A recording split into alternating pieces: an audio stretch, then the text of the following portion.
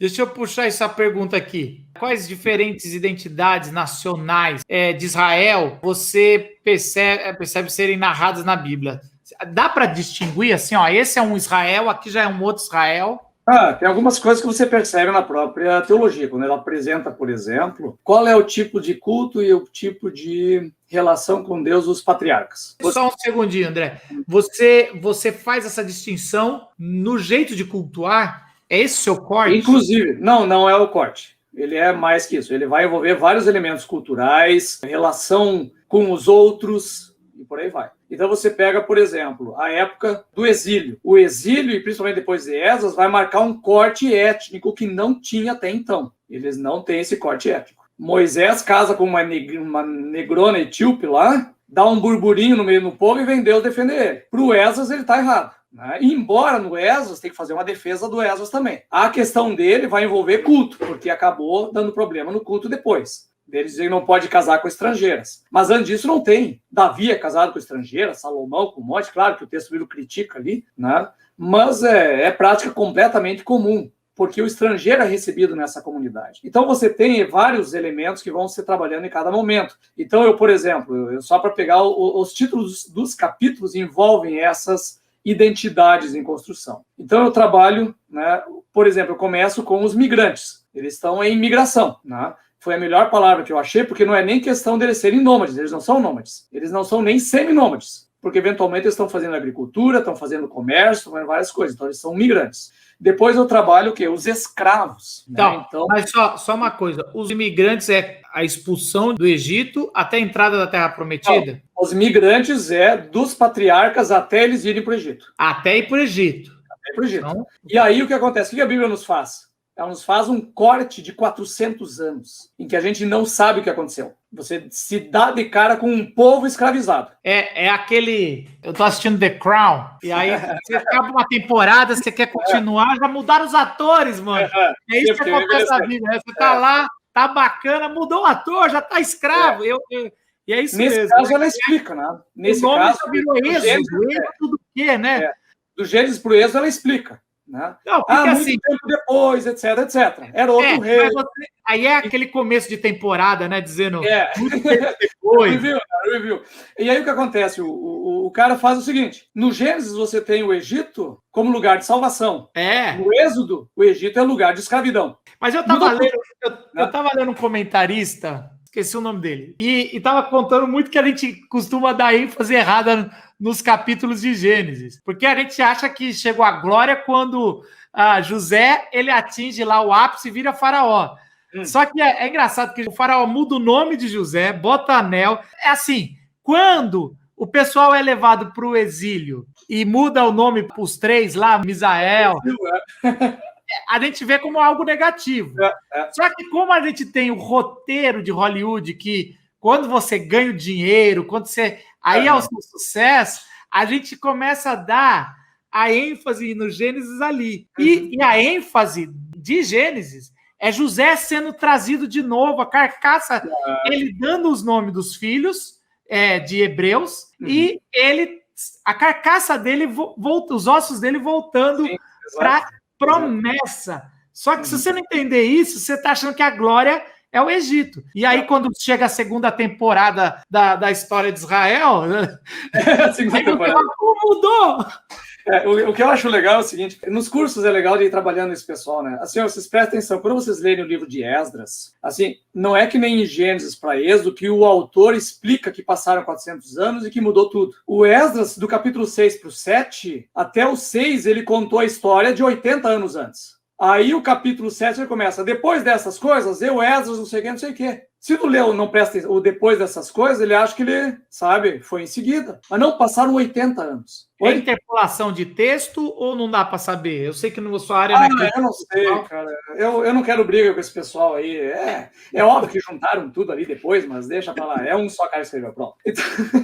Não, porque pode ser que eu não tenho problema de... Também sempre concordo que é um cara só que compilou, pelo menos. Sim, né? Sim. É isso.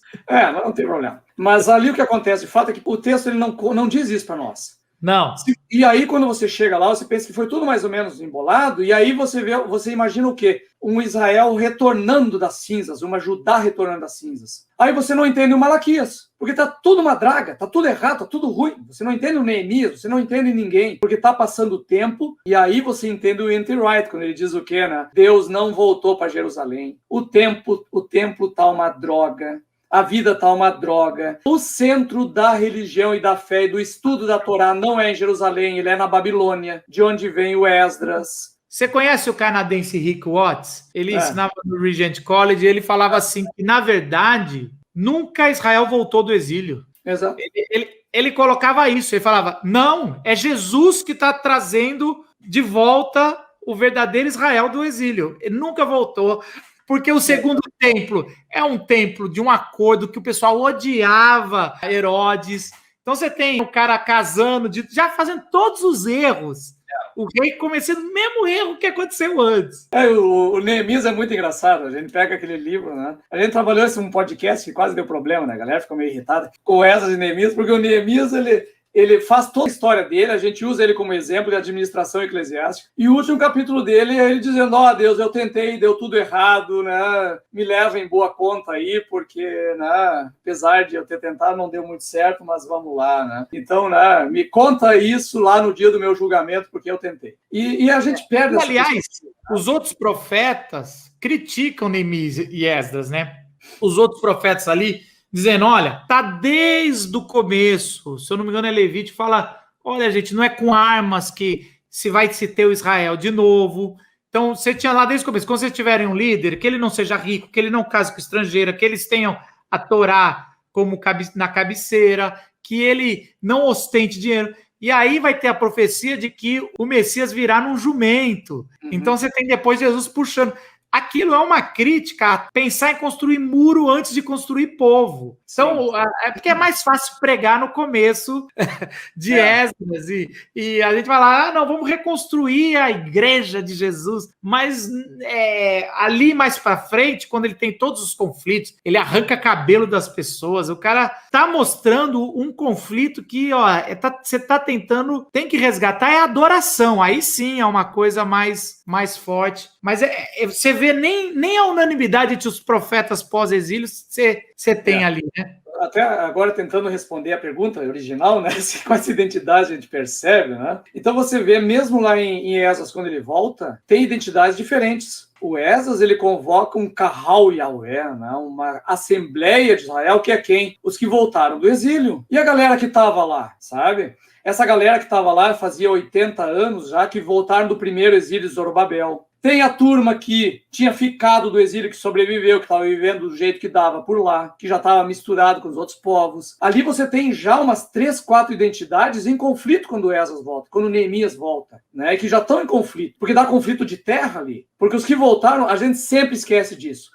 Quem foi por exílio na Babilônia eram as elites do sacerdócio, da monarquia, dos escribas, que era a galera administrativa de Jerusalém. Era essa turma que foi para lá. O povaréu, pobre, camponês, fugiu para o Egito, ficou por ali, né? O que deu? Ali já temos identidades diferentes. Você tem identidades de judeus formando comunidades no Egito que cultuam, tem um templo lá, que cultuam o Yahvé com o Yahu, né? Não lembro qual é o termo do nome que eles usam lá. Você tem diferentes identidades se formando ao longo do tempo.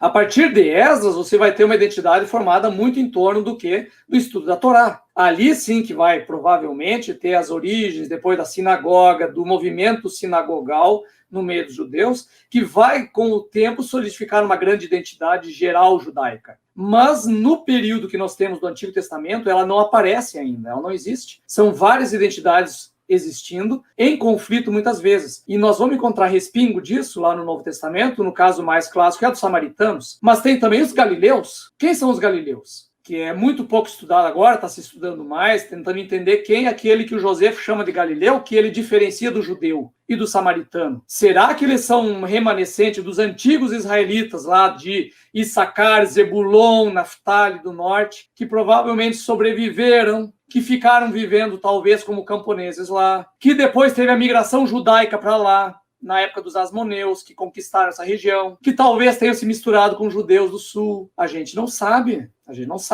né? Hoje tudo isso é foco de estudo, né? E que a gente tenta entender quem é esse Galileu de lá. Porque ele não é simplesmente só um judeu puro, e ele não é o samaritano da região de Samaria que sobreviveu, porque tem outros do norte. A gente não sabe disso tudo. Então eu tento trabalhar essas diferentes identidades no próprio texto do meu livro para a gente perceber, né, que talvez tenha. Porque quando ele se refere a Jesus como Galileu, tem angu aí. Tem. Agora, eu nunca tinha reparado nisso, mas eu lembro que os estudiosos que procuravam Jesus histórico, eu lembro que eles começaram a entender a Galiléia histórica, né? Então é interessante que você tenta entender a região para tentar entender a cultura, né? Que é assim que você faz. A única que sobra da arqueologia é o que deixa registrado, né? Mas assim. Então, mas eu nunca tinha pensado, mas é verdade, as nomenclaturas. Mas você sabe que eu estava lendo Joaquim Jeremias e a gente deixa passar muita coisa. Por exemplo, Decápolis são cidades romanas ou gregas, né, romanas, lá dentro de todo Israel, mas que não respeita nada de Israel. Eles nem gostavam dos judeus. Aquela manada de porcos lá, hein? Aquele povo indignado com Jesus ter expulsado o demônio e colocado nos porcos. Você fala assim, porcos? Por que Israel? eles criavam porcos, né? O pessoal pergunta assim, mas era uma cidade de Decápolis. Aí eu digo pro pessoal assim, cara, tu tem que estudar geografia bíblica, pelo amor de Deus, né? Ele estava em Decápolis. Aí, mas o que tem Decápolis? Gregos, cara! Não, mas é interessante, porque você tem Decápolis, 10 cidades são espalhadas. Então, você passou, você voltou a ser, entre aspas, judeu ali, e aí você vai... outra coisa que eu acho interessante, sabe, no texto bíblico, são as ausências, né? Pô, Nazaré é uma localidade muito importante no Novo Testamento. E era uma vileca, mas era o ó do Forobodó, que ficava no alto das montanhas, e é até hoje, e ficava do ladinho de uma monstra cidade que era Séforis, que foi muito tempo centro administrativo da Galiléia, depois foi transferido para Tiberíades, outra monstra cidade, e sequer os autores bíblicos se dignam a citar essa cidade. O que isso significa? Sabe? Alguma coisa significa. O que Jesus ali do lado não queria nem saber. Eu você, professor, o que significa? Porque Jesus está o tempo todo no meio do povaréu da periferia. Quando ele vai para o grande centro, dá pau, dá problema. Né? Ele vai para Jerusalém, dá problema. Paulo, né, ele não tem problema em Jerusalém porque levaram ele para o centro administrativo, que era Cesareia. Né? O pessoal não sabe, às vezes, que Jerusalém não era a capital da Judéia, a capital era Cesareia. Então... o Elliot Wright, ele fala o seguinte... que a gente, quando vai visitar a cidade, a gente pega um imã, né? A cidade. Paulo, quando visitava uma cidade, pegava uma prisão. Paulo sim é o cosmopolita. A prisão dessa cidade, senão eu não conhecia essa cidade. Paulo sim é o cosmopolita. Jesus era o camponês. Jesus andava no meio da colonada, no interior. Era outro papo.